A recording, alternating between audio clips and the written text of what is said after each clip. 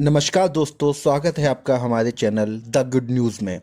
आज हम देखेंगे कि रूस के राष्ट्रपति पुतिन के भारत दौरे ने कितनी उम्मीदें जगाईं और दोनों देशों ने किन किन बड़े समझौते पर हस्ताक्षर किए हैं। रूस यूक्रेन युद्ध के बाद यह पुतिन की पहली भारत यात्रा है और इस दौरे की शुरुआत ही बेहद गर्मजोशी से हुई है। दिल्ली के पालम एयरपोर्ट पर प्रधानमंत्री मोदी ने खुद जाकर पुतिन का स्वागत किया। गले मिलकर साथ में निकलने वाली गाड़ी इस स्वागत ने बता दिया, यह दौरा सिर्फ औपचारिक महापट्ट भेंट नहीं बल्कि पुराने दोस्ताना रिश्तों को फिर से मजबूत करने की दिशा है। लेकिन स्वागत समारोह से आगे कुछ ज़्यादा ही मायने रखता है आज के वक्त में भारत और रूस, जब वैश्विक भू राजनीति और आर्थिक दबाव दोनों के बीच फंसे हुए हैं। ऐसे में इस दौरे को रणनीतिक साझेदारी को नए रूप बदलने का मौका माने जा रहा है।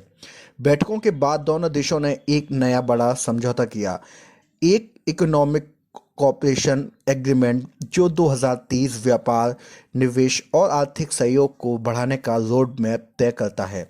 इस समझौते का मकसद है कि रूस भारत व्यापारिक असंतुलन को सुधारा जाए, क्योंकि अभी तक रूस से भारत भारी मात्रा में आयात करता है, ऊर्जा, उर्वरक, तेल आदि। लेकिन भारत की रूस को निर्यात समिति इस नए समझौते से निवेश, औद्योगिक साझेदारी, टेक्नोलॉजी ट्रांसफर और ट्रेड को नए सिरे से तवज्जो मिलेगी। एक अहम निर्णायक कदम यह है कि भारत की प्रमुख उर्वरक कंपनियां मिलकर रूस के प्रमुख उर्वरक उत्पादक ग्रुप के साथ यूरिया उत्पादन संयंत्र स्थापित करने जा रही हैं, ताकि खाद्य सुरक्षा और उर्वरक आपूर्ति स्थिर हो सके। इस बार भारत और रूस ने श्रम मोबिलिटी माइग्रेशन एग्रीमेंट पर भी सहमति जताई है, यानी योग्य और अर्धकुशल भारतीय कामगारों को रूस में कानूनी और सुरक्षित काम करने का मौका मिलेगा। रूस में मौजूदा जनसंख्या गिरावट और युद्ध की चुनौतियों के कारण कामगारों की भारी कमी है। वहीं भारत की युवा आबादी और मजदूरों की आपूर्ति इस कमी को पूरा कर सकती है। यह समझौता इसलिए महत्वपूर्ण है क्योंकि इससे रोजगार, वेतन, सुरक्षा और सामाजिक सुरक्षा के साथ नए अवसर खुलेंगे। रक्षा सहयोग इस दौरे की रीढ़ रहा है। पहले से तो सभी अच्छे समझौतों के साथ रूस की संसद ने भारत रूस के बीच लॉजिस्टिक सपोर्ट एग्रीमेंट को मंजूरी दी है। इसका मतलब है कि दोनों देश एक दूसरे के सैन्य ठिकानों, जहाज़ों, हवाई क्षेत्र, पोर्ट्स आदि का आपसी उपयोग कर सकेंगे, जिससे संयुक्त अभ्यास, आपातकालीन तैनाती, आपदा राहत आदि आसान होंगे।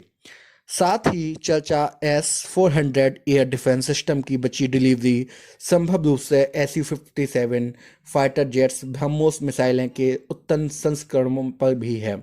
इसके साथ ही तीनों सेनाओं, थल, नौसेना और वायु के बीच संयुक्त उत्पादन, तकनीक हस्तांतरण और भविष्य के हथियारों एवं एयर डिफेंस प्लेटफॉर्म पर सहयोग का फिर से पटरी पर लाने की योजना है। इस सुरक्षा सहयोग के साथ भारत रूस को इंडो पैसिफिक रणनीति में मजबूती मिलेगी।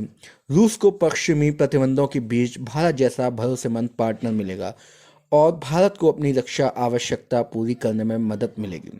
भारत ऊर्जा आश्रित देश है और रूस की तरफ से पुतिन ने भरोसा दिलाया है कि रूस भारत को ईंधन, गैस और कोल की आपूर्ति बिना रुकावट जारी रखेगा। यह वादा खास महत्व रखता है क्योंकि पश्चिमी देशों द्वारा रूस पर प्रतिबंध है, लेकिन भारत को ऊर्जा सुरक्षा चाहिए। अगर यह सप्लाई जारी रही तो भारत की ऊर्जा ज़रूरतें, औद्योगिक उत्पादन और आर्थिक विकास सुचारू बने रहेंगे।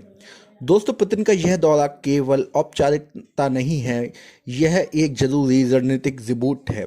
आर्थिक संतुलन, रक्षा जरूरत, ऊर्जा सुरक्षा और रोजगार की आवश्यकता को एक संतुलित करने की कोशिश। मोदी पुतिन की सीक्रेट स्ट्रेटजी जाहिर नहीं हो रही, बड़ा ऐलान नहीं होगा, लेकिन जमीन पर मजबूत साझेदारी जुड़ी है। भारत चाहता है कि रक्षा, उर्वरक, ऊर्जा, रोजगार और ट्रेड में स्थिरता बनी रहे।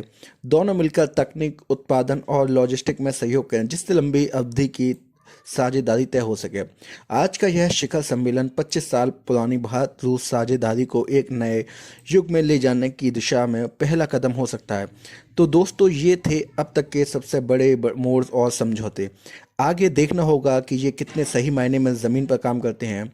हमारे इस गुड न्यूज़ चैनल को लाइक और शेयर करें ताकि ज़्यादा से ज़्यादा लोग जान सकें क्या हो रहा है और क्या इस दौरे को सिर्फ राजनीतिक दौरा नहीं बल्कि देश की भविष्य रणनीति माने जा रहा है।